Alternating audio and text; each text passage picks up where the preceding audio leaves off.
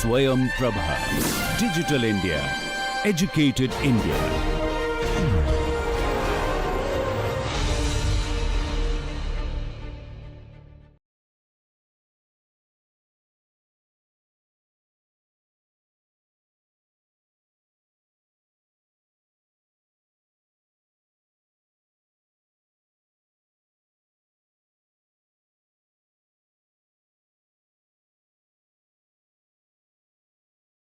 Well students, मैं doctor Ajay Kumar Singh, faculty of law BHU Varanasi. ये मेरा 19th लेक्चर है और टॉपिक है एक्सटॉर्शन, रॉबरी एंड थेफ्ट। भारतीय न्याय संहिता 2023 के अंतर्गत थेफ्ट, एक्सटॉर्शन एंड रॉबरी, चोरी, उद्दापन और लूट को किस रूप में परिभाषित किया गया है, उसके लिए पनिशमेंट क्या है, उस पर उच्चतम न्यायालय के, सुप्रीम कोर्ट के केसेज क्या हैं, इसको इस व्याख्यान के अंतर्गत देखने और समझने का प्रयास करेंगे। और इन दोनों में, चोरी के अपराध में, उद्दापन और लूट में क्या बेसिक डिफरेंस है, इन बातों पर इस एक घंटे के अंतर्गत देखने का प्रयास करेंगे दृष्टांत के माध्यम से। भारतीय न्याय संहिता 2023 में बनाए गए नए आपराधिक कानून के अंतर्गत क्या नवीन संशोधन किए गए हैं, क्या नए प्रावधान इसमें जोड़े गए हैं और दंड की मात्रा कैसे बढ़ाई गई है, अपराध की प्रकृति को किस रूप में इसमें दर्शित किया गया है, इसको समझने का प्रयास करेंगे। तो पहले देखते हैं एक्सटॉर्शन। स्क्रीन पर आप देखें, एक्सटॉर्शन उद्दापन, लूट और चोरी। मैंने इसको, इस तीनों अपराधों को एक जगह लाने का प्रयास किया है और तीनों में अपराधों में क्या बेसिक अंतर है, इसको भी समझने का प्रयास करेंगे। तो जैसा कि आप स्क्रीन पर देख रहे हैं, धारा 308 यह प्रावधानित करती है कि जब एक व्यक्ति दूसरे व्यक्ति को क्षति के भय में डालकर उसे कोई संपत्ति या मूल्यवान प्रतिभूति देने को विवश करता है, उद्दापन का अपराध करता है। अब दूसरी तरफ मैंने लिखा है स्क्रीन पर, इसके आवश्यक तत्व क्या है एक्सटॉर्शन के। पहला एक्सटॉर्शन का जो आवश्यक तत्व है वह क्षति का भय है। दूसरा जो इसका एलिमेंट है वह है कोई संपत्ति, चल या अचल हो, या मूल्यवान प्रतिभूति। और तीसरा है, थर्ड इम्पॉर्टेंट है, यह है परिदत्त करने को विवश करना। ये तीसरा जो महत्वपूर्ण तत्व है, इसको बोलते हैं इंग्लिश में, कि ये ज़्यादा क्लियर होगा, टू डिलीवर, परिदत्त करना, परिदत्त करने को विवश करना, डिलीवरी, संपत्ति को डिलीवर करने के लिए कंपेल करना। अब भारतीय न्याय संहिता की धारा 308 यह प्रावधानित करती है कि जब कोई व्यक्ति किसी क्षति के भय में डालकर, अर्थात शारीरिक क्षति के भय में डालकर या मानसिक क्षति के भय में डालकर किसी व्यक्ति को, जिस व्यक्ति को किसी क्षति के भय में डाला गया है, उसी व्यक्ति को या अन्य किसी व्यक्ति को क्षति के भय में डालकर कोई संपत्ति या कोई मूल्यवान प्रतिभूति या कोई ऐसी वस्तु जिसे मूल्यवान प्रतिभूति में बदला जा सकता है, देने के लिए विवश करता है और संपत्ति दे दी जाए, प्रदत्त कर दी जाए, डिलीवर कर दी जाए, तो यह कानून की नज़र में एक अपराध है और उस अपराध का नाम है उद्दापन। अर्थात जहाँ कोई व्यक्ति किसी दूसरे व्यक्ति को क्षति के भय में डालकर कोई संपत्ति या कोई मूल्यवान प्रतिभूति देने के लिए विवश करता है, उद्दापन का अपराध करता है, एक्सटॉर्शन का अपराध करता है। साधारण भाषा में इसको अगर समझने का प्रयास करें कि धमकी देकर के धन उगाही करना, धमकी देकर के पैसा लेना, बहुत आम भाषा में इसको समझने के लिए हिंदी भाषी छात्रों के लिए आवश्यक है कि एक्सटॉर्शन को कैसे साधारण भाषा में समझें। तो ये समझने के लिए कि जहाँ पर धमका करके, धमकी दे करके पैसा मांगा जाए, पैसा लिया जाए या कोई प्रॉपर्टी ली जाए धमका करके, और धमकी में क्या तत्व हो कि उस धमकी में क्षति का भय हो, क्षति क्षति का भय दिखा करके कोई भी संपत्ति, चल या अचल संपत्ति देने के लिए विवश किया जाए किसी को, तो कानून की नज़र में यह उद्दापन, एक्सटॉर्शन कहलाता है। एक्सटॉर्शन बहुत आम भाषा में बोलते हैं इसको, एक्सटॉर्शन मनी, कि धमका करके पैसा लेना, और उसी को दंडनीय बनाया गया भारतीय न्याय संहिता 2023 की धारा 308 के अंतर्गत।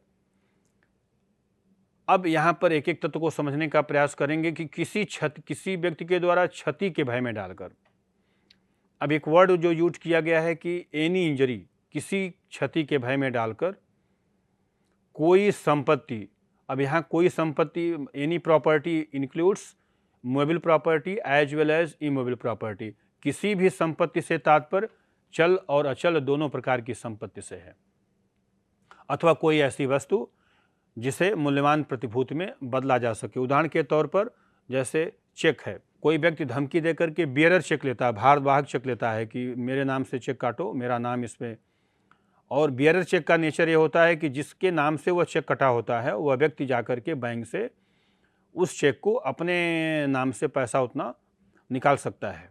मात्र केवल इस बात का प्रमाण पत्र बियरर चेक में होता है कि जिसका चेक होता है वो उस पर हस्ताक्षर करता है, उसकी सिग्नेचर इस बात को प्रमाणित करती है कि वह उस चेक उसका है, और उसके अकाउंट से बियरर को, बाहर जो उसका चेक बियरर है उसको उतनी धनराशि निकालने के लिए स्वतंत्र है। तो ऐसी स्थिति में यह अपराध भी, इस प्रकार का कार्य भी कि चेक से अगर पैसा निकाला, धमकी लेकर के पैसा निकाला, तो अभी एक प्रकार से अपराध माना जाएगा। या किसी को सादे कागज पे साइन करा लेना, नोटरी पे साइन करा लेना कि वह पूरी प्रॉपर्टी इनको वसीयत कर रहा है, दान कर रहा है, अचल संपत्ति इतनी ज़मीन इनको वसीयत कर रहा, मरने के बाद इसके हकदार यह होंगे। ये इस प्रकार के जो कृत्य हैं कानून की नज़र में एक अपराध है, उस अपराध का नाम है उद्दापन, एक्सटॉर्शन। अब इसको एक एक तत्व, जो 3 तत्व मैंने आपको बताया, इसके एक एक तत्व को देखेंगे कि जिस एक्सटॉर्शन के लिए 3 एलिमेंट हैं, उस 3 एलिमेंट में पहला है व्यक्ति को क्षति के भय में डाला गया हो, दूसरा तत्व इसका है कि क्षति के भय में डाले गए व्यक्ति के द्वारा कोई संपत्ति ली गई हो, और तीसरा तत्व है कि ऐसी कोई संपत्ति प्रदत्त की गई हो, डिलीवर कर दी गई हो। तो ऐसी स्थिति में ये तीनों तत्व का उपस्थित होना मात्र ये उद्दापन, एक्सटॉर्शन माना जाएगा। अब आते हैं एक एक तत्व को समझने का प्रयास करते हैं कि क्षति का भय क्या है। इसको स्क्रीन पर आप देखें कि क्षति का भय से तात्पर्य यहाँ पे मैंने एक तरफ लिखा हुआ है शारीरिक क्षति या मानसिक क्षति, जैसे समाचार पत्र या चैनल पर अपमानजनक तस्वीर छापने की धमकी देना। दूसरी तरफ मैंने लिखा हुआ है तत्काल क्षति का न होना बल्कि दूरस्थ क्षति। अब इंजरी का भय क्या है, फियर ऑफ इंजरी। पहले तरफ मैंने लिखा है कि शारीरिक क्षति या मानसिक क्षति। शारीरिक क्षति का मतलब है हमला कर दिया गया हो, शरीर के किसी भाग को अंग भंग कर दिया गया हो। मानसिक क्षति क्या है कि जैसे मेंटल इंजरी, मेंटल टॉर्चर, समाचार पत्र या चैनल पर अपमानजनक तस्वीर छापने की धमकी देना। अब इसमें एक तत्व है, स्क्रीन पर आप जैसा देखें लिखा मैंने तत्काल क्षति का न होना। क्षति तत्काल नहीं है बल्कि क्षति जो है यह दूरस्थ है, रिमोट। इसको दूरस्थ क्षति को इंग्लिश में बोलते हैं रिमोट। इंजरी जो है वह रिमोट हो, दूरस्थ क्षति हो। इसको मैंने दृष्टांत के माध्यम से समझाने का प्रयास किया, उदाहरण के माध्यम से। उदाहरण स्वरूप अ के द्वारा ब को धमकी दी जाती है कि यदि उसे ब ने, ब को धमकी देता है कि यदि अ को ब ने 1 लाख रुपया नहीं दिया तो ब की हत्या कर देगा। अब यहाँ पर ब के द्वारा 1 लाख रुपया दे दिया जाता है हत्या से बचने के लिए। तो कानून ये कहता है कि ये कानून की नज़र में अपराध है, यह उद्दापन है, एक्सटॉर्शन है। चूंकि क्षति का जो भय है, मृत्यु का जो भय है वह तत्काल नहीं है, मृत्यु का भय रिमोट है, दूरस्थ है। अर्थात जहाँ पर मृत्यु का तत्काल भय न हो और क्षति का तत्काल भय न है, वह कार्य उद्दापन की श्रेणी में रखे गए हैं। क्षति का तत्काल भय न होकर बल्कि कुछ अंतराल के पश्चात क्षति हो, 1 हफ्ते बाद, 1 घंटे के पश्चात मार दिया जाएगा, 1 दिन के बाद मार दिया जाएगा। अगर इस प्रकार की बातें कार्य के साथ जुड़ी हुई हैं तो इसका मतलब है कि जो क्षति है वह क्षति दूरस्थ है, और दूरस्थ क्षति होने पर, दूर की क्षति होने पर वह कार्य अपराध तो है, एक्सटॉर्शन माना जाएगा, उद्दापन माना जाएगा। और ये मृत्यु की या क्षति का तत्काल भय ही एक ऐसा तत्व है जो उद्दापन और लूट में अंतर स्थापित करता है। क्षति का तत्काल भय उसी कार्य को लूट में कन्वर्ट कर देगा, और यदि क्षति का तत्काल भय नहीं है परंतु क्षति का दूरस्थ भय है तो उस कार्य को हम उद्दापन मानते हैं, और उद्दापन के एक्सटॉर्शन के अपराध के अंतर्गत उस व्यक्ति को दंडित किया जा सकता है। जैसा कि मैंने आपको बताया कि क्षति का 1 घंटे, क्षति का जो भय है कि क्षति कारित कर दी जाएगी, उसका जो टाइम अंतराल है 1 घंटे का, 2 घंटे का, 1 दिन बाद मार दिया जाएगा, 1 हफ्ते बाद मार दिया जाएगा, जहाँ क ख को यह कहता है कि अगर वह 1 लाख रुपया नहीं देगा तो वह 1 सप्ताह के भीतर उसके पुत्र को मार देगा। तो ये जो 1 सप्ताह के भीतर, 1 सप्ताह का जो समय दिया गया क्षति का भय है, यह तत्काल क्षति का भय नहीं है परंतु धमकी है।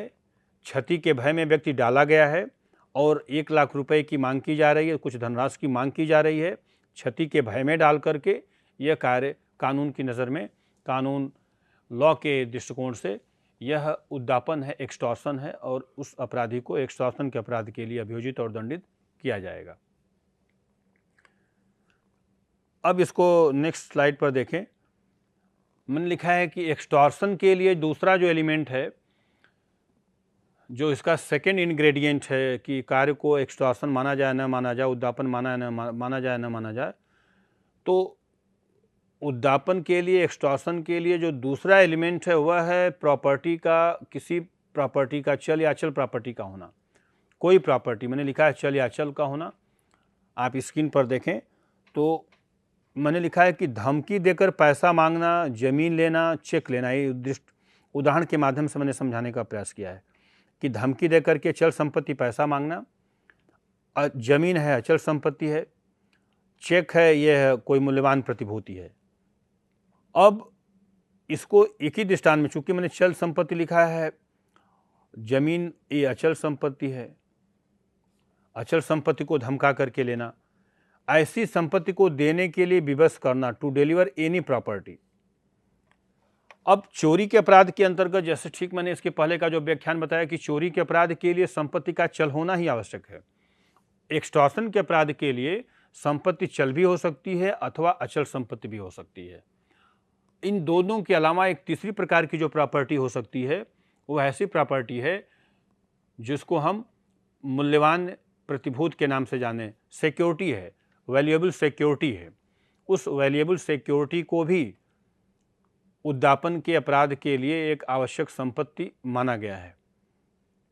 उदाहरण के तौर पर मैंने बताया बियरर चेक है, भारवाहक चेक, या LIC का जो बॉन्ड है कि वह मैच्योर होने वाला है और वह व्यक्ति कहता है कि पूरा का पूरा पैसा मुझे दे दो, या कोई सादा पेपर है, कागज़ है जिस पे कोई व्यक्ति ज़बरदस्ती यह कह दे कि हस्ताक्षर आप करिए कि ये संपत्ति, ये प्रॉपर्टी मैं आपको पूरे होशो हवास में, पूरी स्वेच्छा से आपके नाम करता हूँ, आपको देता हूँ, गिफ्ट दान में देता हूँ। तो इस प्रकार से यह संपत्ति को वसीयत कर देता हूँ, मरने के बाद संपत्ति का मालिक ये होगा। यद्यपि अब कानून में बहुत सारे संशोधन हो चुके हैं कि गिफ्ट का जो पहले होता था कि दान कर दिया, लिख दिया, पर्याप्त माना गया, अब वो न्यायालय के सक्षम प्राधिकारी के समक्ष व्यक्ति का आकर के कहना आवश्यक है, तभी वह गिफ्ट जो है वैलिड मानी जाएगी। तो इसलिए अपराध को रोकने के लिए अब कानून ने बहुत सारे ऐसे प्रावधान कर रखे हैं कि कोई व्यक्ति अवैध कार्य जल्दी इस प्रकार से प्रॉपर्टी से संबंधित, ज़मीन से संबंधित नहीं कर सकता है कि किसी एक प्लेन पेपर पर लिखवा लिया कि गिफ्ट कर रहे हैं, दान कर रहे हैं तो दान में हो जाएगी, वसीयत कर दे रहे हैं तो वसीयत हो जाएगी, ऐसा नहीं है। वसीयत के मामलों में अभी थोड़ा सा कानून ऐसा है कि अगर कोई व्यक्ति यह कह दे कि मरने के ठीक पहले कोई वादा कर दे, पेपर पे लिख के दे दे कि हाँ मेरे मरने के बाद संपत्ति के मालिक ये होंगे, तो ऐसी स्थिति में उस संपत्ति का, वसीयत का रजिस्ट्रीकरण होना, प्रमाणीकरण होना आवश्यक नहीं है। परंतु दान के लिए, गिफ्ट के लिए तो आवश्यक हो गया कि अगर कोई भी अचल संपत्ति जिसका मूल्य 100 रुपये से अधिक है तो उसके लिए साक्षियों के द्वारा प्रमाणन होना और संपत्ति का रजिस्ट्रेशन होना आवश्यक है। तो कहने का तात्पर्य यहाँ पे है कि उद्यापन, एक्सटॉर्शन के अपराध के लिए कोई प्रॉपर्टी चल भी हो सकती है, अचल हो सकती है, चल अचल संपत्ति दोनों हो सकती हैं एक्सटॉर्शन के अपराध के लिए, या कोई वैल्यूएबल सिक्योरिटी भी एक्सटॉर्शन के अपराध की सब्जेक्ट मैटर हो सकता है, उद्यापन के अपराध की विषय वस्तु हो सकती है। तो पहला मैंने बताया एक्सटॉर्शन के अपराध के लिए कि फियर ऑफ इंजरी, क्षति का भय, और दूसरा है संपत्ति का, प्रॉपर्टी, किसी भी संपत्ति का होना, चल या अचल का होना। अब उद्यापन पर एक महत्वपूर्ण केस है, स्क्रीन पर आप देखें, स्लाइड के माध्यम से मैंने इसको बताने का केस किया। केस का नाम है AR अंतुले वर्सेस RS नायक, AIR 1988 सुप्रीम कोर्ट। यह केस एक्सटॉर्शन पर बहुत इंपॉर्टेंट केस है। इस केस का अन्य किस किस जगहों पर उल्लेख है? भारतीय संविधान के आर्टिकल 14, भारतीय संविधान के आर्टिकल 21, संविधान के आर्टिकल 134, आपराधिक मामलों में उच्चतम न्यायालय में अपील, संविधान के आर्टिकल 136, इसको SLP बोलते हैं, स्पेशल लीव पिटिशन, और दंड प्रक्रिया संहिता जो CRPC के पहले था उसकी धारा 197 में यह केस बहुत ही महत्वपूर्ण है। और यहाँ पर भी भारतीय न्याय संहिता के धारा, पहले जो इंडियन पिनल कोड जो IPC था उसके धारा 384 के अंतर्गत ये केस महत्वपूर्ण थी। इशूज जिसमें क्या था, मुद्दे क्या थे कि सुनवाई का अवसर नहीं दिया गया था, audi alteram partem, opportunity of hearing was not given by special जज टू द अपीलांट, ये भी एक इसमें महत्वपूर्ण बात था। और इसलिए यह केस नैसर्गिक न्याय का जो सिद्धांत है, प्रिंसिपल ऑफ नेचुरल जस्टिस, प्रशासकीय विधि, एडमिनिस्ट्रेटिव लॉ, उसमें भी ये बहुत ही महत्वपूर्ण केस है। दूसरी तरफ मैंने लिखा है, आप देखें स्क्रीन पर, कि निर्णय 7 न्यायाधीशों की पीठ के द्वारा दिया गया। तथ्य को मैंने संक्षेप में लिखा है कि इंदिरा गांधी प्रतिष्ठान में चीनी मिल मालिकों द्वारा सहयोग करने के लिए मिल मालिकों से कहा गया और सुप्रीम कोर्ट ने निर्णय दिया कि यह धमकी नहीं है, अतः उद्यापन एक्सटॉर्शन नहीं माना जाएगा, उद्यापन नहीं माना जाएगा। अब इस केस को मैंने जैसा कि आपको बताया, ये बहुत ही लीडिंग केस है। इसका उल्लेख कानून किन किन लॉज में है, किन किन आपराधिक कानून में है, और या विधि के किस किस क्षेत्रों में इस केस को उद्धृत किया गया है। इस केस की प्रासंगिकता भारतीय संविधान के अंतर्गत, दंड प्रक्रिया संहिता के अंतर्गत, दूसरा कानून, तीसरा कानून है प्रशासकीय विधि के अंतर्गत, और चौथा जो कानून है भारतीय न्याय संहिता के अंतर्गत। तो 4 इन कानूनों के अंतर्गत इस केस को महत्वपूर्ण केस के नाम से उद्धृत किया जाता है, उल्लेख किया जाता है। मैंने आपको ये बताया कि भारतीय संविधान की आर्टिकल 21 जो मानव गरिमा के साथ जीने का अधिकार प्रदान करती है, उस संविधान के आर्टिकल 21 का भी क्लेम किया गया था अपीलांट के द्वारा इस केस में। इस मामले में अभियुक्त के द्वारा उच्चतम न्यायालय में अपील की गई, तो इसलिए संविधान के आर्टिकल 134 के अंतर्गत भी यह केस महत्वपूर्ण है। उच्चतम न्यायालय में विशेष इजाज़त से अपील की गई, इसलिए संविधान के आर्टिकल 136 SLP के लिए भी ये केस बहुत इंपॉर्टेंट है। चूँकि इस मामले में जो अपीलार्थी है AR अंतुले, ये महाराष्ट्र के तत्कालीन मुख्यमंत्री थे, पब्लिक सर्वेंट की श्रेणी में लोक सेवक माने जाते हैं। तो लोक सेवक के विरुद्ध बिना सरकार की पूर्व अनुमति के आपराधिक अभियोजन नहीं लाया जा सकता है। इसके लिए CRPC की धारा 197 में विशेष प्रावधान किया गया था। लोक सेवकों और न्यायाधीशों को विशेष प्रशिक्षण, विशेष प्रोटेक्शन दिया गया था, संरक्षण दिया गया था, उनके विरुद्ध अनावश्यक मुकदमेबाजी न हो, इसलिए यह केस वहाँ पर भी इम्पॉर्टेंट है। और यह केस प्रशासकीय विधि के अंतर्गत नैसर्गिक न्याय के सिद्धांत के अंतर्गत इम्पॉर्टेंट है कि no person shall be punished without giving opportunity of hearing, without giving fair hearing, किसी भी व्यक्ति को बिना उचित सुनवाई का अवसर प्रदान किए हुए दंडित नहीं किया जा सकेगा। यह नैसर्गिक न्याय का उल्लंघन है, आरडी अल्ट्रम पार्टम हम जिसको बोलते हैं। तो यह केस उस प्रशासकीय विधि के अंतर्गत भी महत्वपूर्ण है। और यह केस भारतीय न्याय संहिता 2023 के अंतर्गत कैसे महत्वपूर्ण है, जैसा कि मैंने आपको बताया, एक्सटॉर्शन पहले भारतीय दंड संहिता 1860 के कानून के अंतर्गत दंडनीय अपराध बनाया गया था। भारतीय दंड संहिता 1860 की धारा 384 के अंतर्गत एक्सटॉर्शन को दंडनीय बनाया गया था और उसे अब वर्तमान में जो संसद ने नया आपराधिक कानून बनाया भारतीय न्याय संहिता 2023, उसकी धारा 308 के अंतर्गत भी एक्सटॉर्शन को दंडनीय अपराध बनाया गया है। यह केस चूँकि बहुत पहले का है, 1988 का 1988 का जजमेंट है, तो स्वाभाविक है कि इस केस में जो एफआईआर हुई होगी वह 1860 की आईपीसी 1860 के आपराधिक कानून भारतीय दंड संहिता के धारा 384 में जो उद्यापन है उसको ध्यान में रखते हुए उस पुराने कानून में की गई होगी। इस केस का उल्लेख किया जाना आज क्यों प्रासंगिक है, जैसा कि मैंने आपको बताया, अभी भारतीय न्याय संहिता 2023 चूँकि वर्ष 2024 में लागू हुआ है, 1 जुलाई 2024 को लागू हुआ है और अभी ये वर्ष 2025 चल रहा है, तो अभी एक वर्ष में उच्चतम न्यायालय के द्वारा एक्सटॉर्शन पे कोई महत्वपूर्ण वाद नहीं होगा, इम्पॉर्टेंट केस नहीं होगा। चूँकि 1 जुलाई 2024 से ये आपराधिक कानून लागू हुआ है और देखें तो 1 जुलाई 2025 को अभी एक वर्ष हुए हैं, तो एक वर्ष में यदि कोई एक्सटॉर्शन की एफआईआर हुई होगी तो निश्चित रूप से अभी वह डिस्ट्रिक्ट कोर्ट और हाई कोर्ट तक ही मामला अभी वो चल रहा होगा और जब अपील में सुप्रीम कोर्ट में आएगा, सुप्रीम कोर्ट उसमें अंतिम निर्णय देगा, तो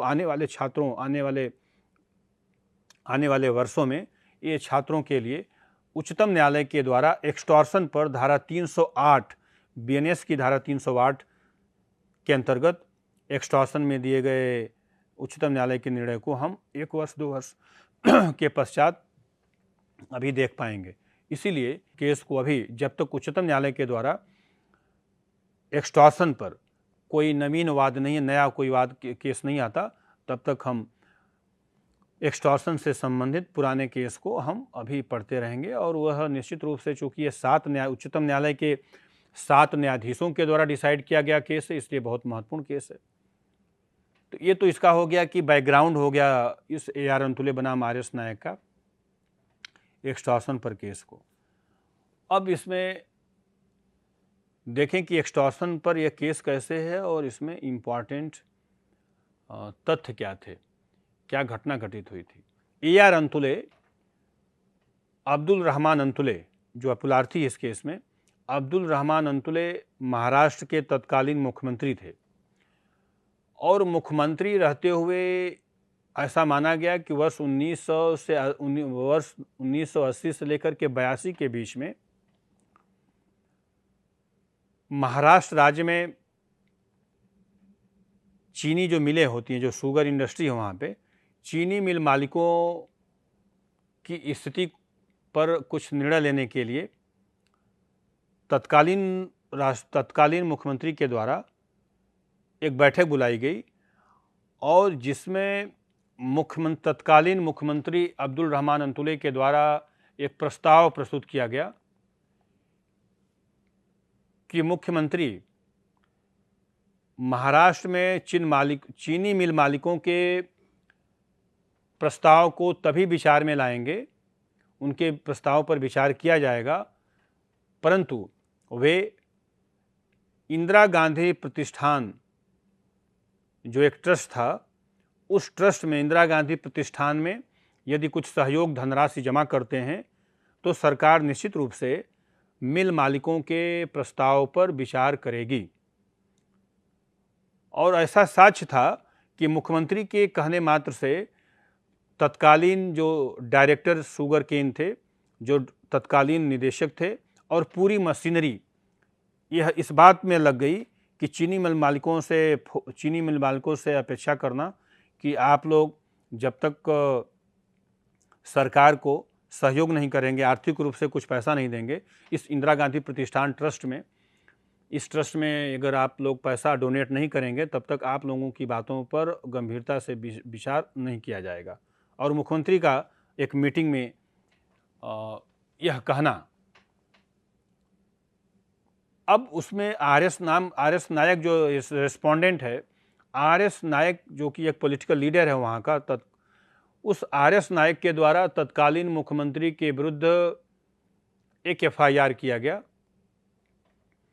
कि तत्कालीन मुख्यमंत्री ने चीनी मिल मालिकों को बुला करके उनसे आर्थिक सहयोग मांगा और मुख्यमंत्री का चीनी मिल मालिकों से यह कहना एक प्रकार से धमकी है, एक प्रकार से क्षति का भय दिखाया गया और क्षति का भय दिखा करके पैसा लेना ये एक्सटॉर्शन है, अपराध है, उद्दापन है।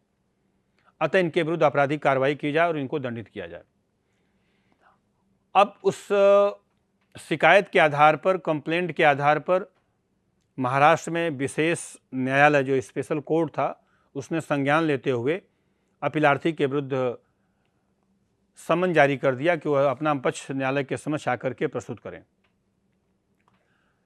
अब इस पूरे मामले को जब अपीलार्थी उच्चतम न्यायालय में अपील के विशेष इजाज़त से अपील करता है, तो अब उच्चतम न्यायालय को यह डिसाइड करना था कि क्या अपीलार्थी के द्वारा मीटिंग बुलाना, मुख्यमंत्री के द्वारा मीटिंग बुलाना और मुख्यमंत्री के द्वारा चीनी मिल मालिकों से आर्थिक सहयोग मांगना कि बदले में उनके मुद्दों पर विचार किया जाएगा, क्या यह कार्य एक्सटॉर्शन माना जाए या न माना जाए।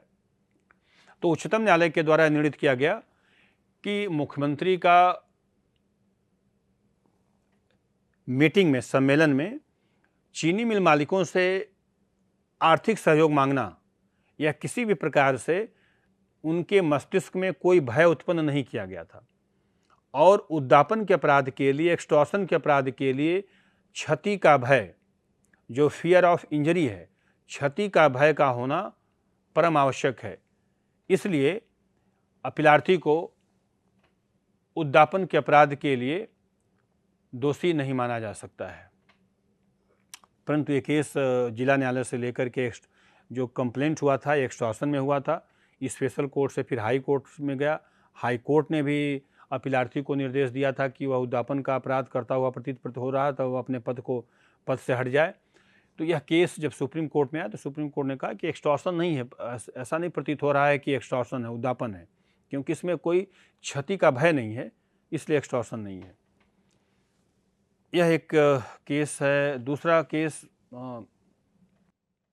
इसमें ये तो हो गया एक्सटॉर्शन का। अब दूसरा देखें, रॉबरी है, लूट को नए आपराधिक कानून भारतीय न्याय संहिता 2023 की धारा 309 के अंतर्गत, स्क्रीन पर आप देखें, मैंने लिखा है धारा 309 जो लूट को डिफाइन करती है, रॉबरी क्या है। तो भारतीय न्याय संहिता की धारा 309 यह प्रावधानित करती है कि लूट चोरी या उद्दापन का ही बृहद रूप है। अर्थात रॉबरी में, in every robbery it is either theft और एक्सटॉर्शन, अर्थात प्रत्येक लूट में चोरी और उद्दापन सम्मिलित होता है। तो रॉबरी को चोरी या उद्दापन के माध्यम से डिफाइन करने का प्रयास किया गया है। अब धारा 309 जो भारतीय न्याय संहिता की है वह कहती है कि चोरी कब लूट होगा। चोरी लूट है जब चोरी के अपराध के समय या चुराई हुई संपत्ति ले जाते समय उपहत्य के तत्काल भय में डाला गया हो। अब दूसरी तरफ मैंने लिखा है उद्दापन के अपराध के समय तत्काल उपहत्य का भय लूट होगा। और इसको मैंने संक्षेप में आप देखें तो स्क्रीन पर मैंने समझाने का प्रयास किया है कि उद्दापन प्लस तत्काल उपहत्य का भय इज इक्वल टू लूट। मैथमेटिकली इसको हम अगर कहें तो एक्सटॉर्शन में अगर एक चीज़ जोड़ दें कि एक्सटॉर्शन के अपराध में यदि तत्काल उपहत्य का, तत्काल क्षति का भय है तो वह लूट माना जाता है, लूट में तब्दील हो जाता है, परिवर्तित हो जाता है। अब जो इमीडिएट डेंजर ऑफ इंजरी है, इमीडिएट जो फियर ऑफ इंजरी है कि क्षति का तत्काल भय ही कार्य को उद्दापन से लूट में कन्वर्ट कर देता है। यदि क्षति का भय दूरस्थ रिमोट है तो वह कार्य उद्दापन माना जाएगा। यदि क्षति का भय तत्कालिक है तो उस कार्य को लूट माना जाता है। मैंने जैसा कि आपको बताया कि इमीडिएट जो शब्दावली है, तत्काल, क्षति का भय, ये शब्दावली, ये कार्य, यही पैरामीटर है कि कार्य को उद्दापन माना जाए या लूट माना जाए।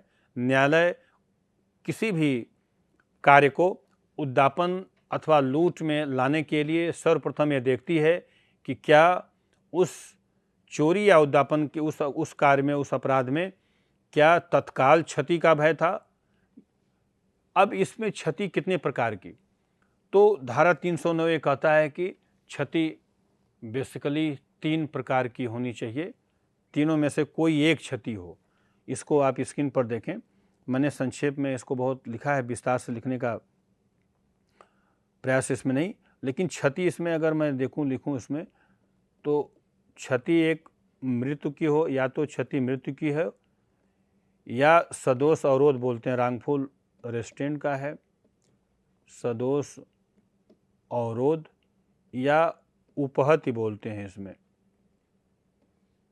ये 3 में से कोई हो, अथवा अथवा करके है। अर्थात जहां पे किसी व्यक्ति को तत्काल मृत्यु के भय में डाल करके कोई संपत्ति ली गई हो, या तत्काल सदोष अवरोध के भय में डाल करके कोई संपत्ति ली गई हो, या अथवा तत्काल उपहति करके, चोट कारित करके, तत्काल चोट कारित, उपहत के तात्पर्य यहाँ पे सिंपल हर्ट है, इसको ऐसे हिंदी में समझें कि चोट कारित करके, उपहत इसको हर्ट बोलते हैं हिंदी में, शुद्ध हिंदी में उपहति, हर्ट। तो तत्काल जो है वह उपहति के, चोट कारित करके अगर कोई संपत्ति ली जाए तो वह लूट मानी जाएगी। चौथा कोई क्षति नहीं है, क्षति कोई नहीं, तीनों प्रकार में कवर किया गया है कि जहां पर अपराधी किसी व्यक्ति को तत्काल मृत्यु के भय में डाल करके कोई संपत्ति लेता है, या अपराधी तत्काल सदोष अवरोध के भय में डाल करके कोई संपत्ति लेता है, मूल्यवान संपत्ति लेता है, या तत्काल चोट कारित करके, तत्काल उपहति हर्ट करके कोई चल संपत्ति या कोई संपत्ति लेता है, वह लूट का अपराध करता है। अब इस लूट के अपराध के लिए लूट या तो चोरी है या उद्दापन है। मैंने आपका बताया, रॉबरी इटसेल्फ कोई क्राइम नहीं है। रॉबरी या तो चोरी का बढ़ा हुआ रूप रॉबरी है, या एक्सटॉर्शन का बढ़ा हुआ रूप रॉबरी है। चोरी में भी, चोरी के दौरान यदि ये 3 तत्वों में से कोई एक तत्व उपस्थित हो जाए तो उसी चोरी को हम लूट मानते हैं, रॉबरी मानते हैं। या उद्दापन के अपराध में अगर तीनों में से कोई एक तत्व सम्मिलित हो जाए तो उस उद्दापन को हम लूट मानते हैं। उदाहरण के तौर पर चोरी कब लूट होगा?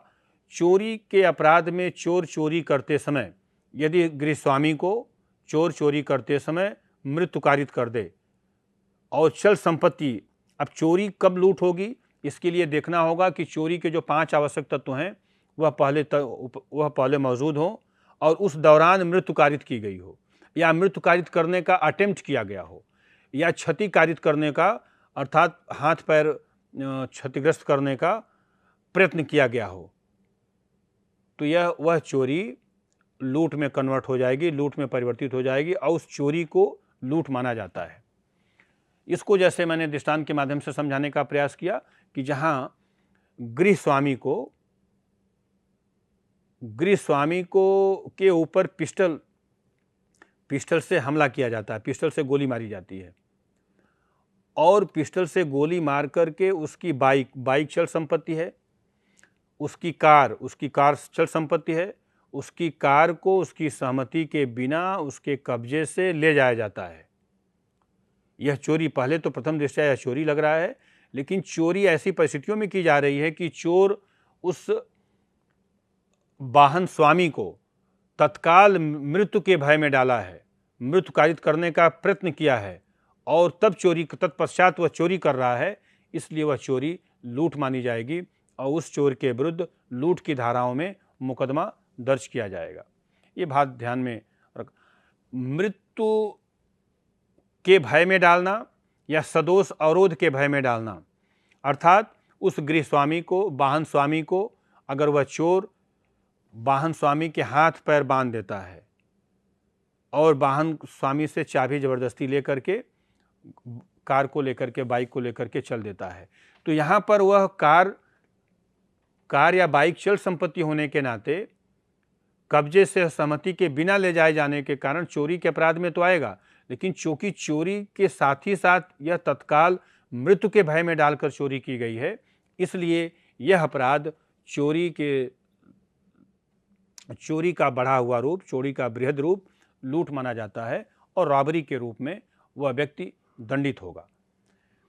ठीक उसी प्रकार से एक्सटॉर्शन कैसे होगा? एक्सटॉर्शन लूट कब होगा? उद्दापन लूट कब माना जाएगा? जब एक्सटॉर्शन करते समय, उद्दापन करते समय अपराधी मृत्यु के तत्काल भय में डाल करके उद्दापन करता है। उद्दापन के अपराध में उद्दापन के सभी तत्व मौजूद हों और साथ ही साथ मृत्यु का तत्काल भय हो या उपहति का तत्काल भय हो या सदोष अवरोध का तत्काल भय हो या इन तीनों में से कोई कार्य वास्तव में कर दिया गया हो, या मृत्यु कारित कर दी गई हो या मृत्यु कारित करने का प्रयत्न कर दिया गया हो या मृत्यु कारित करने का भय दिखाया गया हो। पिस्टल दिखा करके चल संपत्ति पर्स लेना, पिस्टल दिखा करके पर्स में से पैसा निकालना, हाथ डाल करके पैसा निकालना, या पिस्टल दिखा करके गले में चेन का खींचना, घड़ी का छीनना, यह मृत्यु के तत्काल, या मृत्यु न भी हो तो क्षति के तत्काल, अगर पिस्टल दिखा करके यदि घड़ी का निकाला जाना, ये माना जाएगा कि यह तत्काल क्षति है, तत्काल चोट हो सकती है, तत्काल कुछ न कुछ उसमें उपहति हो सकती है। तत्काल उपहति के भय दिखा करके यहाँ पर घड़ी का लेना यह लूट माना जाएगा और रॉबरी मानी जाएगी। यदि उसने प्राणघातक हमला कर दिया, अटैक कर दिया, पिस्टल से गोली मार दी और मरा नहीं, हत्या करने का प्रयत्न किया, हत्या करने के प्रयत्न में अगर वह कोई चल संपत्ति ले ले, कार बाइक ले ले, तो भी यह कार्य चोरी के दौरान यह मृत्यु के भय में या क्षति के भय में डाल करके चोरी की गई है, तो यह माना जाएगा कि रॉबरी है, लूट मानी जाएगी। जैसा कि मैंने आपको बताया, उद्दापन और लूट में बेसिक अंतर यह है कि उद्दापन में जो क्षति होती है वह दूरस्थ होती है, रिमोट होती है। तो remoteness of injury makes a difference between robbery and extortion.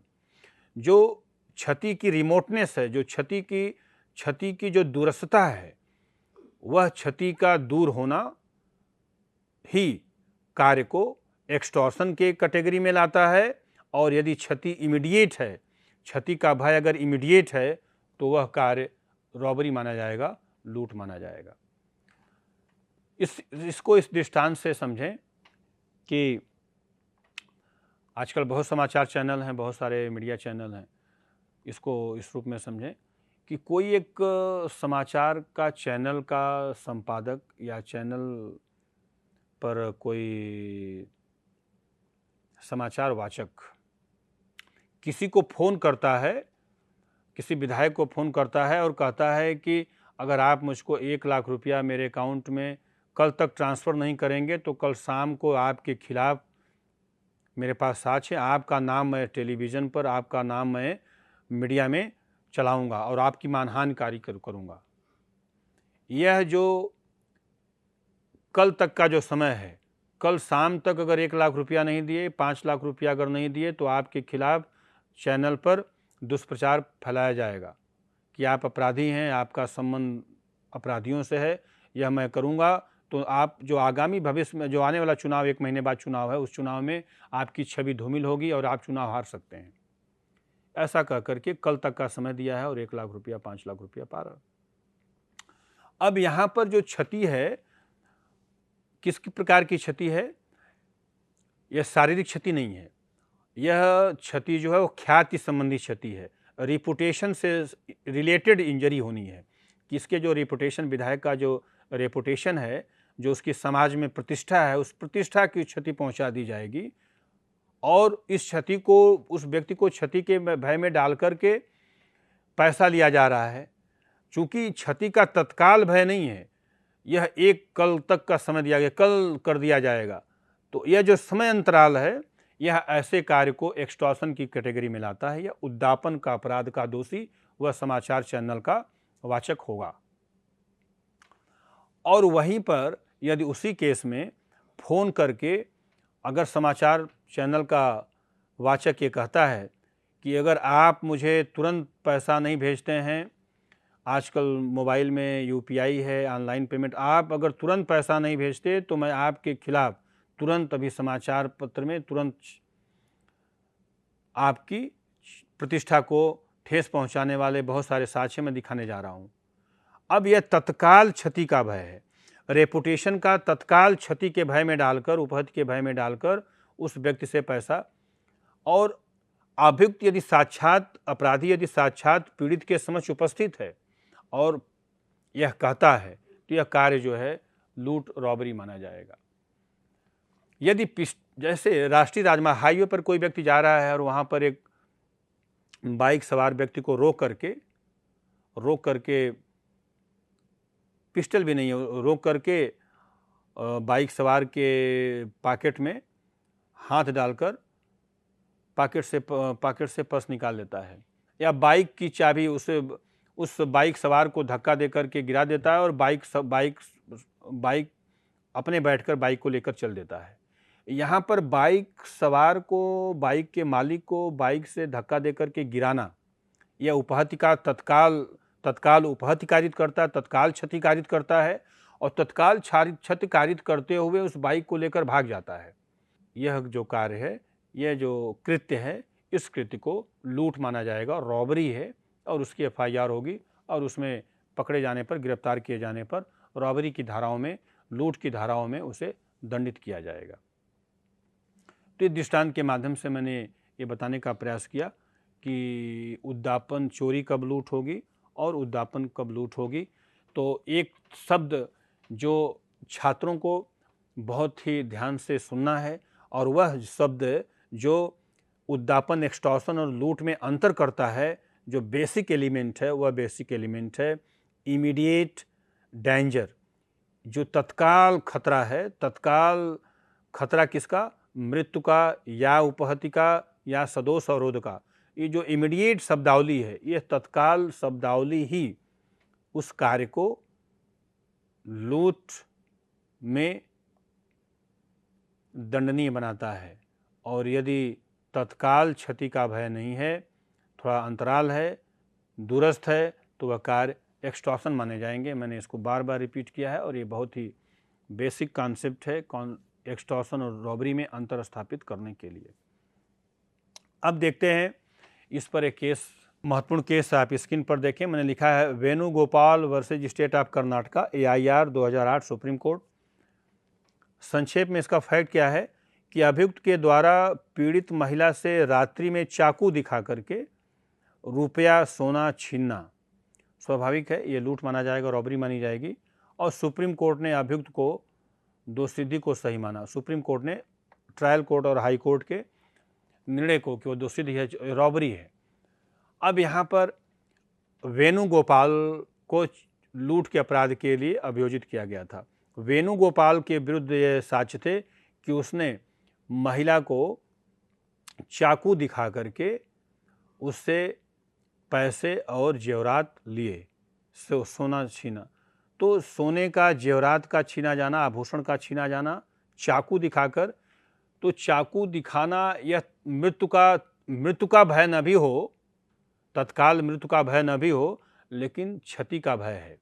वह चाकू की जो क्षमता है उससे निश्चित चोट हो सकती है और जो चोट होने की जो संभावना है ये तत्कालीन है, मतलब इमीडिएट है कि इमीडिएट चाकू से अगर वह नहीं देगी तो चाकू से वह हमला कर सकता है। तो ये जो फियर है, मतलब ये जो apprehension of fear in the mind of victim, अपराध पीड़ित के मस्तिष्क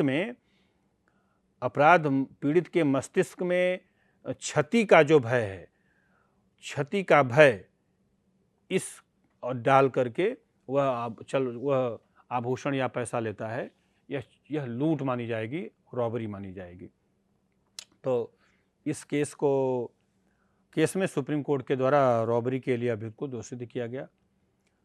अब इसको मैंने एक स्लाइड में आप देखें तो तीनों अपराध को मैंने एक नेचर इसका क्या है एक जगह मैंने लिखा है।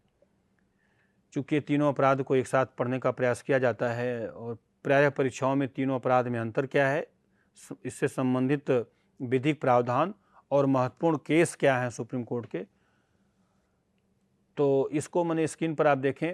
अपराध की प्रकृति क्या है, चोरी, उद्दापन और लूट, तीनों को मैंने एक जगह लिखा है और तीनों को लिखने का प्रयास किया कि तीनों अपराध जो है संज्ञेय है।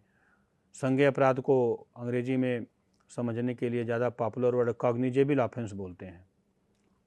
संगीन, आम भाषा में इसको बोलते हैं संगीन जुर्म है, संगीन अपराध है, संज्ञेय अपराध।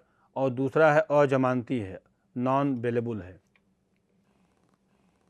इनको मैंने एक ही जगह, तीनों अपराधों को एक ही जगह बताने का प्रयास ये किया है कि इस सूचना से छात्रों के लिए सूचना कितना हितकर है कि जब कभी भी प्रारंभिक परीक्षाओं में यह प्रश्न पूछे जाते हैं तो भारतीय नागरिक सुरक्षा संहिता 2023 का जो कानून है BNSS और ये जो भारतीय न्याय संहिता 2023 में भारतीय BNS जो 2023 बना है, दोनों को एक साथ जोड़ करके अगर देखा जाए, पढ़ा जाए तो और बेहतर होगा।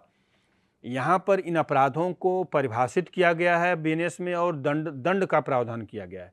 साथ ही साथ जो प्रक्रिया का कानून है, जो प्रोसीजर, चोरी होने के पश्चात क्या प्रक्रिया अपनाई जाएगी, लूट होने के पश्चात, एक्सटॉर्शन होने के पश्चात क्या प्रोसीजर अडॉप्ट किए जाएंगे, इसका कानून भारतीय नागरिक सुरक्षा कानून 2023 का है।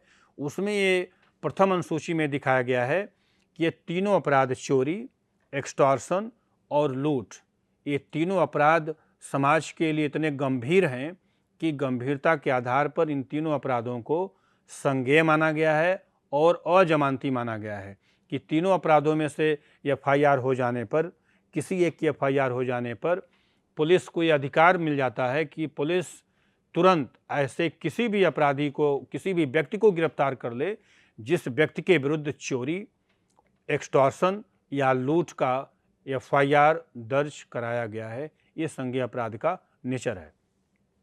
दूसरा कि इन तीनों अपराधों को अजमानती बना दिया गया है, नॉन बेलेबल ऑफेंस है और न्यायालय के द्वारा जमानत देना न देना ये न्यायालय के विवेक पर निर्भर करता है। अजमानती अपराध की प्रकृति ऐसी है। तो इन तीनों अपराधों को अपराध की गंभीरता के आधार पर संज्ञेय और नॉन बेलेबल की श्रेणी में रखा गया है। अब आते हैं एक इस पर और लीडिंग केस है, स्क्रीन पर आप देखें, Harishchandra versus state of UP AIR 1976 supreme court. मैंने स्क्रीन पर एक लिखा है फैक्ट, तथ्य लिखा है इसमें कि अभियुक्त जो हरिश्चंद्र है प्लस इसके साथ एक और अभियुक्त है राम अवतार, इसको IPC की धारा 392 के अंतर्गत लूट के लिए अभियोजित किया गया है। फिर मैंने उसी, आप देखें स्क्रीन पर नीचे लिखा है कि ट्रेन में यात्रा के दौरान राम अवतार के द्वारा एक पैसेंजर से घड़ी लेना और पीड़ित पैसेंजर के चिल्लाने पर जो हरिश्चंद्र है उसके द्वारा थप्पड़ मारना, हरिश्चंद्र ने पीड़ित को थप्पड़ मारा और फिर ट्रेन से कूद करके भागना, उसे घड़ी को लेकर के वो ट्रेन से कूद करके भाग जाते हैं। निर्णय आता है सुप्रीम कोर्ट का कि सुप्रीम कोर्ट ने निर्णित किया कि घड़ी को सहमति के बिना लेना यह चोरी है, परंतु थप्पड़ मार करके उसको क्षति के भय में डाल करके लेना यह रॉबरी है, लूट है। तो अब इस केस को कैसे सुप्रीम कोर्ट के द्वारा डिसाइड किया गया कि रॉबरी है और चोरी और रॉबरी में, चोरी मीन्स थेफ्ट और रॉबरी में कैसे डिफरेंस किया गया माननीय उच्चतम न्यायालय के द्वारा। इस केस में आप देखें बहुत ही बारीक अंतर कैसे सुप्रीम कोर्ट के द्वारा किया गया कि हरिश्चंद्र और राम अवतार, अभियुक्त हरिश्चंद्र और राम अवतार दो व्यक्ति एक ट्रेन में सवार होते हैं और वह ट्रेन राजस्थान से होकर के जाना है। उस ट्रेन में सवार होते हैं और ट्रेन में एक यात्री जो कि घड़ी पहना होता है, एक उसकी घड़ी को, उस यात्री की घड़ी को छीन लेते हैं और जब यात्री उसका विरोध करता है और सहायता के लिए आवाज़ देता है, चिल्लाता है, तो उसको चुप करने के लिए उसका सहयोगी, राम अवतार के द्वारा घड़ी छीनी जा रही है और जब वह चिल्लाता है तो उसके आवाज़ को शांत करने के लिए उसका सहयोगी हरिश्चंद्र उसके मुंह पर थप्पड़ मार देता है जिससे कि वह बोल न सके। और जैसे ही ट्रेन अगले स्टेशन पर धीमी होती है वैसे दोनों ट्रेन से, हरिश्चंद्र और राम अवतार ट्रेन से कूदते हैं, कूद करके भागने का प्रयास करते हैं।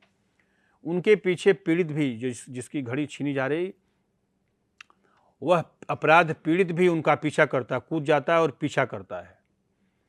हरिश्चंद्र और राम अवतार दौड़ते हुए, भागते हुए जाते हैं और घड़ी को चाय की दुकान के पास, रेलवे स्टेशन के बाहर चाय की दुकान के पास एक राख की ढेर में घड़ी को फेंक देते हैं, जिससे घड़ी राख के ढेर में हो जाती है। और दोनों को भागता हुआ देखकर, पीछे अपराध पीड़ित को भागता हुआ देख कर के रेलवे पुलिस, स्थानीय रेलवे पुलिस भी उनके पीछे दौड़ती है। अपराध पीड़ित के द्वारा रेलवे पुलिस को यह बताया जाता है कि इन लोगों ने मेरी घड़ी चुरा करके भागा है। और कुछ दूर पीछा करने पर हरिश्चंद्र और राम अवतार को पुलिस पकड़ लेती है। गिरफ्तार करने के पश्चात उनसे पूछताछ करती है और वह पूछताछ में बताते हैं कि उन्होंने घड़ी रास्ते में ही चाय की दुकान के पास राख में फेंका है। घड़ी को बरामद कर लिया जाता है और बरामदगी के साथ ही साथ हरिश्चंद्र और राम अवतार को भारतीय दंड संहिता की धारा 392 के अंतर्गत लूट के अपराध में अभियोग मुकदमा पंजीकृत करते हुए उन्हें जेल भेज दिया जाता है। अब ये विचार न्यायालय को मानना है कि क्या यह चोरी है या लूट माना जाए। और उच्चतम न्यायालय के समझ आप देखें कि ये मामला सुप्रीम कोर्ट तक आया कि ट्रायल कोर्ट ने कहा कि ये चूंकि साक्ष्यों के आधार पर यह लूट है, रॉबरी है। अपील किया जाता है हरिश्चंद्र के द्वारा, हाई कोर्ट भी कहता है कि रॉबरी है, चोरी नहीं है। पुनः अब इस मामले में अपील करते हैं हरिश्चंद्र और राम अवतार दोनों सुप्रीम कोर्ट में। उच्चतम न्यायालय के द्वारा प्रस्तुत मामले में चोरी और लूट में अंतर स्थापित करते हुए सुप्रीम कोर्ट ने निर्णय किया कि घड़ी का चल संपत्ति का होना, घड़ी चल संपत्ति है। घड़ी स्वामी की सहमति के बिना उस घड़ी को लेना, घड़ी स्वामी के उसके कब्जे, व्यक्ति के कब्जे से लेना, बेईमानीपूर्ण आशय से वह उस घड़ी को अगर पा जाते, सफल हो जाते, तो उस घड़ी को, घड़ी का पाया जाना, अपने आप को उससे लाभान्वित होते, बेचकर पैसा लेते और घड़ी स्वामी को उससे नुकसान पहुंचाया। एक समय अंतराल के लिए भी, आधे एक घंटे के लिए भी उस घड़ी से उनको वंचित रखा। कानून की नज़र में ये पांचों तत्व, जो चोरी के 5 तत्व हैं, घड़ी का अचल संपत्ति का होना और स्वामी सहमति के बिना ले जाना, कब्जे से बाहर ले जाना, बेईमानीपूर्ण आशय हट, ये पांचों तत्व इसमें उपस्थित हैं। यहाँ तक तो यह कार्य चोरी है, घड़ी का उससे छीना जाना चोरी माना जाएगा। लेकिन उसके साथ साथ जो क्षति कारित की गई, उस घड़ी को निकालने में जो उसको थप्पड़ मारे गए, ये उपहति का भय, तत्काल उपहति, तत्काल क्षति कारित करके वह चोरी की गई। इसलिए चोरी करने के दौरान तत्काल क्षति में व्यक्ति को डाला जाना, यह लूट माना जाता है और दोनों अपराधियों को लूट के अपराध के लिए 2 सिद्धि प्रदान की गई। तो ये केस है हरिश्चंद्र बनाम उत्तर प्रदेश राज्य का केस। अब इन तीनों में अंतर को देखें, डिफरेंस क्या है। संक्षेप में मैं इसको इस स्लाइड के माध्यम से आप स्क्रीन पर देखें। चोरी को मैंने एक तरफ यहाँ चोरी लिखा है। चोरी में क्या है कि चल संपत्ति, एक है मोबाइल प्रॉपर्टी होना चाहिए, दूसरा है चोरी में सहमति के बिना चल संपत्ति को लेना चोरी माना जाता है। और तीसरा इसमें जो एलिमेंट है कि क्षति का भय चोरी में नहीं होता। चोरी में चोर जो है संपत्ति को, चल संपत्ति को लेने में भय में नहीं डालता है, क्योंकि वह तो सहमति के बिना ले जा रहा है और कब्जे से ले जा रहा है, तो इसमें क्षति का भय नहीं है। उद्यापन में क्या है? उद्यापन में पहला है कि चोरी और उद्यापन में क्या डिफरेंस है कि चोरी चल संपत्ति के विरुद्ध अपराध है, चल संपत्ति की ही चोरी हो सकती है। उद्यापन का जो अपराध एक्सटॉर्शन है, कोई भी संपत्ति हो, चाहे वह चल संपत्ति हो या अचल संपत्ति हो। दूसरा है उद्यापन में सहमति से ली जाती है संपत्ति, अर्थात वह व्यक्ति सहमति से देता है, यद्यपि वह सहमति स्वतंत्र सहमति नहीं होती, सहमति भय में डाल करके ली जाती है कि यह आप नहीं देंगे तो आपके, अब वह सहमति से देता है कि 1 लाख रुपया अगर नहीं देंगे, इसको एक्सटॉर्शन मनी नहीं देंगे तो ये मेरे पुत्र को मार देगा, मुझे मार दिया जाएगा। इस सहमति से पैसा लिया जाता है, सहमति से चल संपत्ति ली जाती है, तो यह उद्यापन का अपराध है। चोरी में संपत्ति, चल संपत्ति सहमति के बिना ली जाती है, उद्यापन में सहमति से ली जाती है। और तीसरा जो एलिमेंट है जो चोरी और उद्यापन में अंतर स्थापित करता है, वह है क्षति का भय आवश्यक है। व्यक्ति को, पीड़ित को क्षति के भय में डाल करके चल संपत्ति या अचल संपत्ति ली जाती है, जबकि चोरी के अपराध में क्षति अनुपस्थित है, जो इंजरी है वह एब्सेंट है। और लूट मैंने तीसरी तरफ लिखा है कि लूट कोई भी संपत्ति है, और लूट में जैसा कि मैंने आपको बताया कि लूट चोरी और उद्यापन का बढ़ा हुआ रूप माना जाता है। तो इस प्रकार से मैंने आपको बताया कि चोरी और उद्यापन में बेसिकली जो अंतर ये है कि चोरी चल संपत्ति की होती है और उद्यापन एक्सटॉर्शन जो है वह किसी संपत्ति का हो सकता है, चल या अचल संपत्ति के विरुद्ध भी अपराध उद्यापन माना जाता है। तो एक्सटॉर्शन, थेफ्ट और एक्सटॉर्शन में इस प्रकार से अंतर, रॉबरी में इस प्रकार से मैंने डिफरेंस, तीनों को एक जगह मैंने आपको बताने का प्रयास किया। बेसिकली चोरी और एक्सटॉर्शन में अंतर क्या है, लूट को, रॉबरी को चोरी और एक्सटॉर्शन के माध्यम से ही परिभाषित किया गया है। दंड मैंने आपको बताया, पनिशमेंट आपको मैंने बताया कि एक्सटॉर्शन और लूट में बेसिकली क्या डिफरेंस है। और एक नया जो कानून अभी बनाया गया, एक नया जो इसमें परिवर्तन किया गया इस नए कानून, आपराधिक कानून में, वह है स्नैचिंग को लेकर के। अभी तक तो हमने देखा चोरी, एक्सटॉर्शन और रॉबरी को, एक धारा इसमें 304 जोड़ी गई जो स्नैचिंग को परिभाषित करती है कि पहले बहुत स्नैचिंग को पहले आईपीसी में नहीं जोड़ा गया था कि चेन स्नैचिंग हो रही है, तो ये बहुत पॉपुलर, बड़ा कॉमन वर्ड था। इसको ध्यान में रखते हुए भारतीय संसद के द्वारा भारतीय न्याय संहिता 2023 की धारा 304 के अंतर्गत स्नैचिंग शब्दावली को, स्नैचिंग को अपराध माना गया कि जहां कोई व्यक्ति क्षति के भय में डाल करके या उसको विवश करके चल संपत्ति को ले जाता है, उसकी इच्छा के विरुद्ध ले जाता है, यह स्नैचिंग का अपराध है। जहां मतलब उस चोरी के माध्यम से स्नैचिंग को डिफाइन किया गया है कि जहां कोई व्यक्ति चोरी के दौरान, अर्थात कोई चल संपत्ति उसकी सहमति के बिना उसके कब्जे से छीनता है, उसे उसकी इच्छा के विरुद्ध ले जाता है, तो यह एक प्रकार से स्नैचिंग होगा, स्नैचिंग मानी जाएगी। और स्नैचिंग जो है वह चोरी और उद्यापन के बीच का अपराध। अगर स्नैचिंग के दौरान व्यक्ति जो स्नैचर है वह अगर उसमें थप्पड़ मार दे या उसमें चाकू मार दे या उसमें पिस्टल से गोली मार दे, तो वह स्नैचिंग जो है, स्नैचिंग न होकर के बल्कि रॉबरी मानी जाएगी, लूट मानी जाएगी। तो इसको इस रूप में आप देखेंगे, स्नैचिंग को एक अलग अपराध के रूप में परिभाषित किया गया। और स्नैचिंग चोरी का बढ़ा हुआ रूप स्नैचिंग, और स्नैचिंग का बढ़ा हुआ रूप अगर स्नैचिंग में तत्काल मृत्यु का भय हो जाए, तत्काल क्षति का भय हो जाए, तो वह स्नैचिंग जो है रॉबरी मानी जाएगी, लूट मानी जाएगी। तो स्नैचिंग को एक अलग अपराध के रूप में परिभाषित किया गया और दंडनीय बनाया गया धारा 304 के अंतर्गत। सभी छात्र इस बात को ध्यान में रखेंगे।